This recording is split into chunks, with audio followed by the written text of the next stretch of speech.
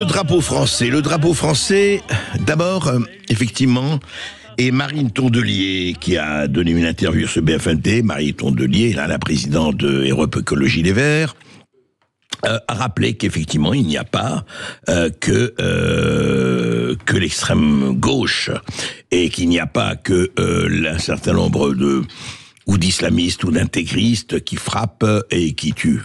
Il y a aussi une extrême droite. Il ne faut pas dire qu'elle n'existe pas. C'est pas vrai, elle existe.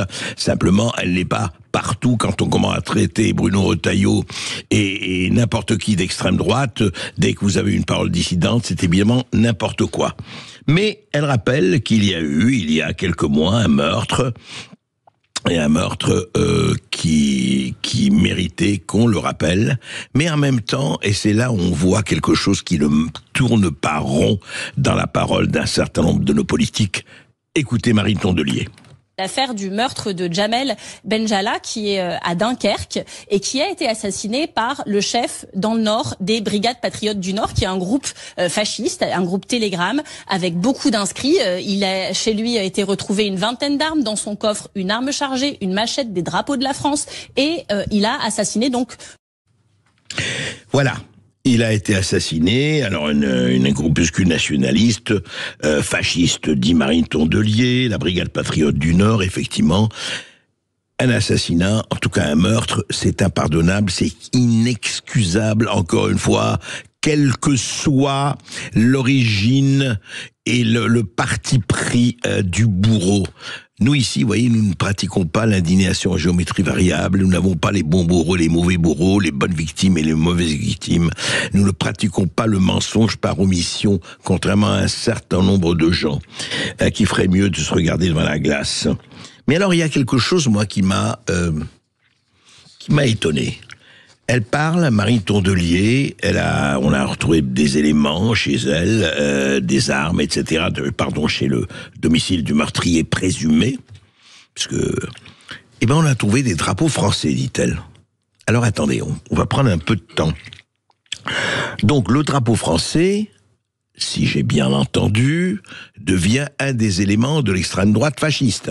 C'est-à-dire que si on met à sa maison, sur son balcon, et si on brandit un drapeau français, d'ailleurs c'était très intéressant la manifestation du 22 mars, de samedi dernier, il y avait pratiquement aucun drapeau français, et quand il y avait, ils étaient un peu en dehors de la manifestation, on a tous regardé les images.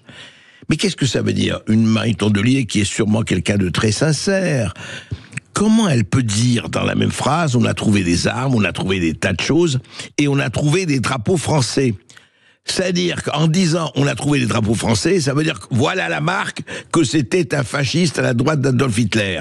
Depuis quand le drapeau français, par une espèce d'extraordinaire dérive et d'espèce d'extraordinaire décomposition à la fois mentale, intellectuelle ou je ne sais pas existentielle, devient le drapeau d'un parti, le drapeau des fascistes ou d'extrême droite? Mais qu'est-ce que ça veut dire ça? Là, il y a un problème, encore une fois, venant de la part d'un leader politique. C'est pas un alcoolo de comptoir, c'est pas une brève de zinc. C'est une responsable politique qui dit on a trouvé des drapeaux français, et elle dit ça effectivement dans une espèce de sincérité, comme quoi oui, c'est comme si on avait trouvé des Kalachnikov, des AK-47 ou voilà, et des bombes et des cocktails Molotov. Donc quand on en arrive là, franchement, il y a à se poser un vrai problème sur la parole, sur la réflexion, sur la responsabilité de la parole et sur jusqu'où on va pour dire des choses. Si vraiment, dans la tête d'un certain nombre de gens, et je ne crois pas que c'est un lapsus là, ça n'a rien à voir avec ça, si le drapeau français devient le symbole de l'extrême droite, qu'on ne s'étonne pas que l'extrême droite devienne le symbole de majorité de Français. C'est ça qu'on veut? Eh bien sûrement pas. Et alors, si c'est pas ça qu'on veut, qu'on ne commence pas à mettre tous ceux qui se sentent français et qui n'en sont pas coupables et qui n'en sont pas honteux, ne les rangeons pas dans l'étiquette infamante et imbécile de l'extrême droite. Vraiment, ce serait la moindre des choses. Sud Radio Bercoff dans tous ses états. C'est vrai, il a tellement raison, Julien Clerc. Travailler, c'est trop dur. Vous pouvez pas savoir si vous voyez les mines de Maud Koffler, de Julien Delmas et de Manu Galasso qui font l'émission avec moi. Vous savez, on est épuisé, on est fatigué, on est heureux d'être avec vous. Et vous pouvez pas savoir à quel point, mais tous les jours, 2 heures en direct, c'est quand même assez dur. Et qui nous a donné l'exemple? Eh ben, je vais vous dire, nous avons eu la plus belle leçon.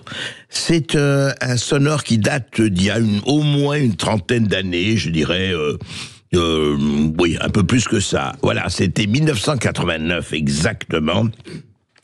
Et c'était dans l'émission Édition spéciale sur Antenne 2.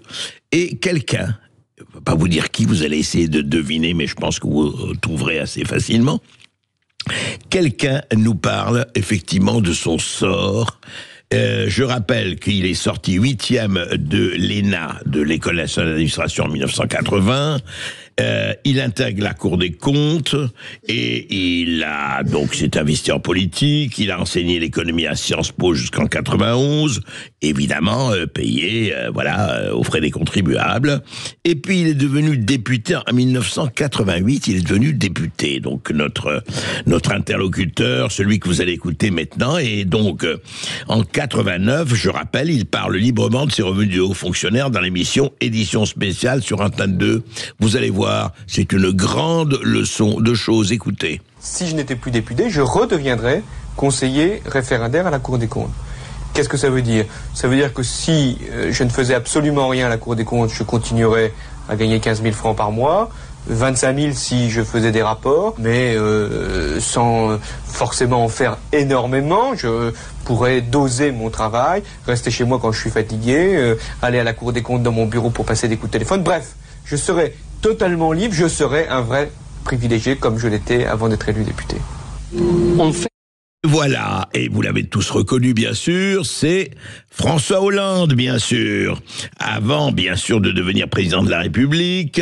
Magnifique. Alors moi je dirais que je ne sais pas s'il a été un président normal comme il le voulait, mais quelle franchise en 1989, formidable. Et ça, c'est vraiment, ça en dit long, surtout sur l'état de la France, sur les dépenses publiques, sur comment on peut vivre tranquillement. Vous voyez, il faut faire, voilà, tous, je vous dis à tous, dites bien, vos enfants, faites l'ENA, vous intégrez la Cour des comptes ou autre institution vénérable, vous enseignerez l'économie, vous ferez tranquillement votre boulot, et puis si vous êtes fatigué, eh bien vous prendrez le temps, hein, voilà. Ça s'appelle les dépenses de l'État, ça s'appelle les dépenses publiques, et c'est tellement bien montré, et vraiment moi je salue François Hollande pour sa franchise. Tout est dit, parce que rien n'a changé depuis 1989 et même depuis bien avant. En revanche, on verra si par les territoires, on peut peut-être renouveler la chose. On le verra tout de suite après les informations.